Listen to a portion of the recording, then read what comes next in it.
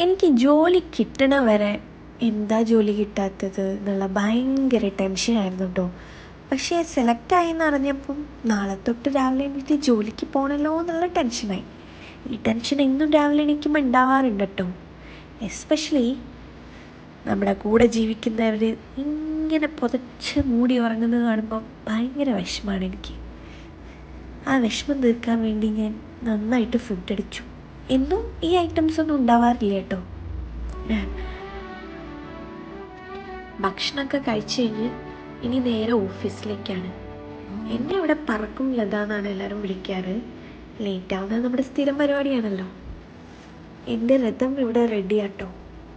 ആളിനെ വലിയ മെയിൻറ്റെയിൻ ഒന്നും ചെയ്യാത്തതുകൊണ്ട് കുറച്ച് പൊടിയും വെള്ളമൊക്കെ ഉണ്ട്, പക്ഷേ ഉഷാറാണ്. ഇവനാണ് ചിട്ടി. ഓഫീസിലെത്തി കുറച്ച് തിരക്കിലായിരുന്നു. ഇപ്പം ലഞ്ച് ടൈമാണ്, നമുക്ക് കഴിക്കാൻ പോകണം. ഇതാട്ടോ അതിൻ്റെ ഓഫീസിൻ്റെ പുറം ഭാഗം. കാണാൻ നല്ല രസമാണ്. നമ്മുടെ നാട്ടിൽ കാക്കകളെ കൂടുതലെങ്കിൽ ഇവിടെ മയിലാണ്. ഒരു സിറ്റിങ്ങിൽ ഒരു 10-12 മയിലൊക്കെ ഉണ്ടാവും. ലഞ്ചിന് സാമ്പാറുണ്ട്, രാവിലത്തെ ഇഡ്ഡലി ഉണ്ട്, പിന്നെ രസമുണ്ട്, ചോറ്,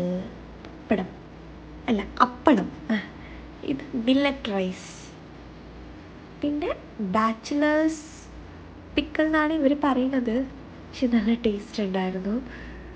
പിന്നെ രാവിലത്തെ ഉപ്മാവുണ്ടായിരുന്നു. ഇത് ഞങ്ങളെ ഇവിടുത്തെ ഹൗസ് കീപ്പിങ്ങിലെ കുട്ടിയാട്ടോ. ആൾക്ക് യൂട്യൂബ് വീഡിയോസൊക്കെ ചെയ്യാൻ ഭയങ്കര ഇഷ്ടമാണ്. അപ്പോൾ എനിക്ക് വേണ്ടിയിട്ട് കാണിച്ചു തരാണ് ഒക്കെ ഇങ്ങനെ